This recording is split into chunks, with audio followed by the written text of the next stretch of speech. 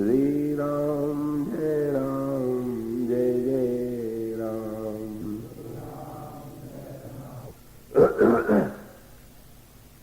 आगे राम लखन बन पाछे, तापस बेश विराजत काछे। उभय बीच सिय सोहति कैसे, ब्रह्म जीव विच माया जैसे। बहुरी कहूँ छवि जस मन बसई, जनु मधु मदन मध्य रति लसई। उपमा बहुरी कहूँ जिय जोही, जरु बुध विदु बिच रोहिणी सोही। प्रभु पद रेख बीच बिच सीता, धरती चरण मग चलति सभीता। श्री राम पद अंक बराए, लखन चलहि मग दाहिन लाए। राम लखन सिय प्रीति सुहाई, बचन अगोचर किमि कहि जाई। खग मृग मधु मगन देखि छवि होही, लियउ चोरी चित राम बटोही। जिन जिन देखे पथिक प्रिय, सिय समेत दो भाई। भव मग अगम आनंद ते, बिनु श्रम रहे सिराय।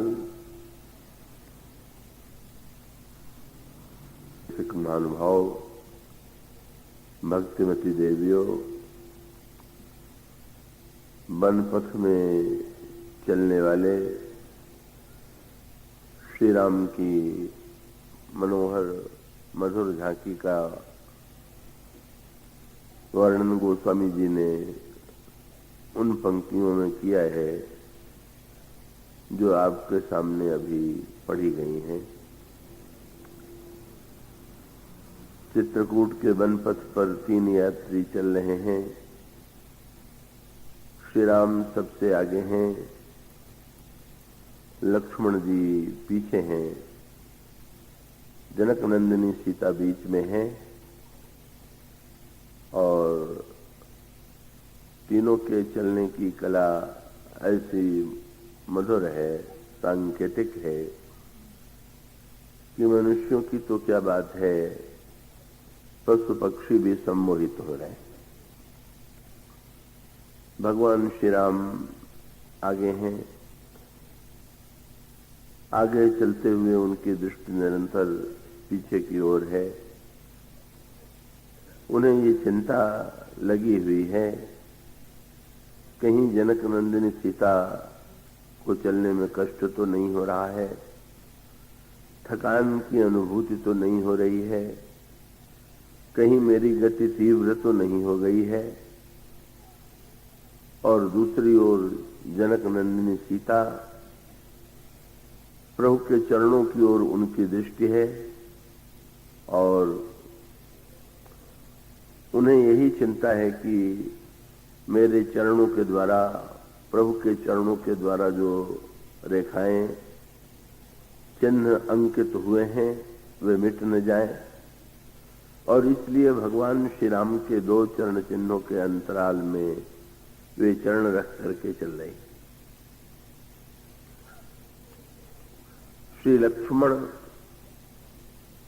पीछे हैं और उन्हें तो और भी सजग रहना है, क्योंकि उन्हें तो श्री राम और श्री सीता दोनों ही के चरण चिन्हों की रक्षा करनी है। इसलिए वे ठीक पीछे न चल करके दोनों को दाहिनी ओर करके सजग भाव से वन पथ में चल रहे हैं। ये जो चलने की कला है वो बड़ी सांकेतिक और बड़े महत्व की। जब कई व्यक्ति चल रहे हों तो स्वाभाविक है कि उसमें कोई व्यक्ति आगे हो, कोई व्यक्ति पीछे हो और कोई व्यक्ति बीच में हो। और यही समाज की स्थिति है। समाज में कुछ व्यक्ति आगे हैं, हर दृष्टि से हर क्षेत्र में आगे बढ़े हुए हैं। कुछ व्यक्ति ऐसे हैं जो पिछड़े हुए हैं, पिछड़ गए हैं, और कुछ व्यक्ति ऐसे हैं जो बीच में। किंतु तीनों की मनोवृत्ति कैसी है और कैसी होनी चाहिए, इसका संकेत इन पंक्तियों में किया गया। का आगे चलने वाले का उद्देश्य यदि लोगों को पीछे छोड़ देना हो और बिना पीछे वालों की चिंता किए हुए एक व्यक्ति आगे ही बढ़ता जाएगा, तो उसका परिणाम क्या होगा? अगर पीछे वालों की उपेक्षा करके व्यक्ति केवल अपने आगे बढ़ने की चिंता करेगा,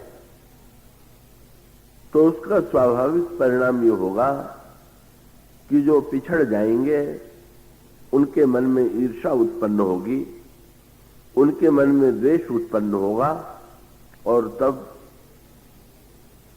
केवल वो इतनी ही चेष्टा नहीं करेंगे कि वे आगे बढ़ जाएं, अपितु कभी कभी या बहुधा ये दिखाई देता है कि पीछे चलने वाले ये चेष्टा करते हैं कि जो आगे बढ़ा जा रहा है, अगर उसकी बराबरी से हम न चल सकें तो उसका पैर पकड़ करके खींच लें, जिससे वो भी आगे न बढ़ सके।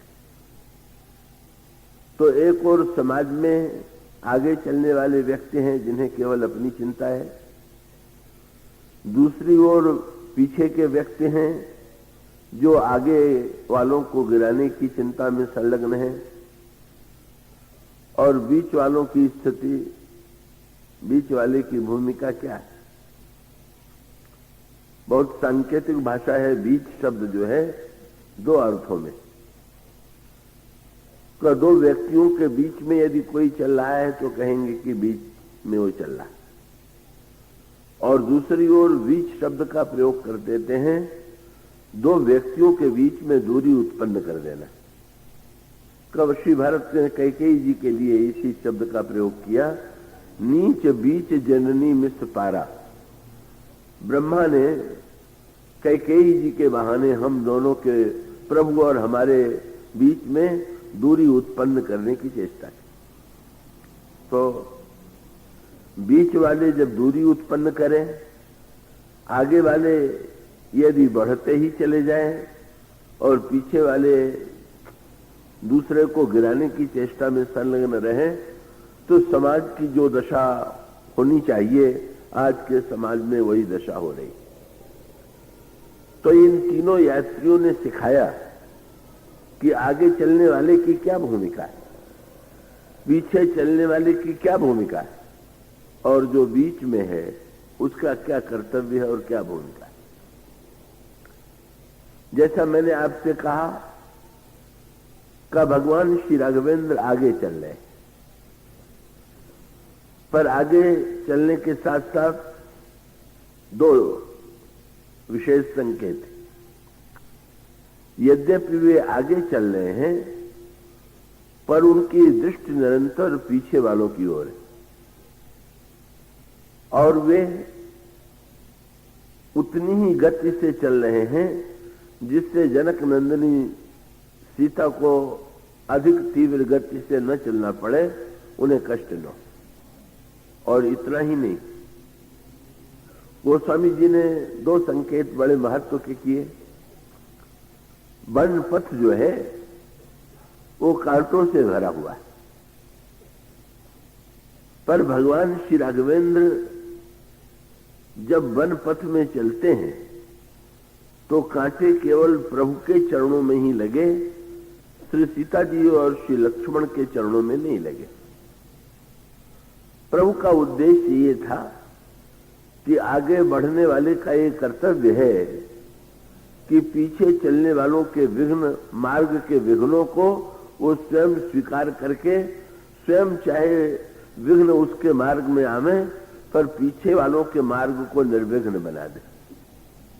और इतना ही नहीं, गोस्वामी जी ने इस अभी जो पंक्तियां पढ़ी गई हैं, इसमें लगता है कुछ देवियां आज बात करने वाली आ गई हैं।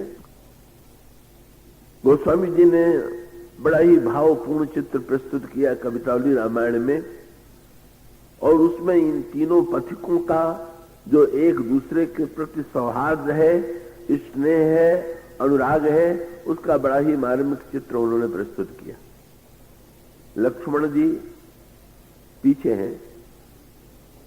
लक्ष्मण जी को ऐसा लगा कि वन पथ में चलते हुए प्रभु और श्री किशोरी जी को प्यास लग गई होगी, पर बोलने की कला में बड़े निपुण हैं।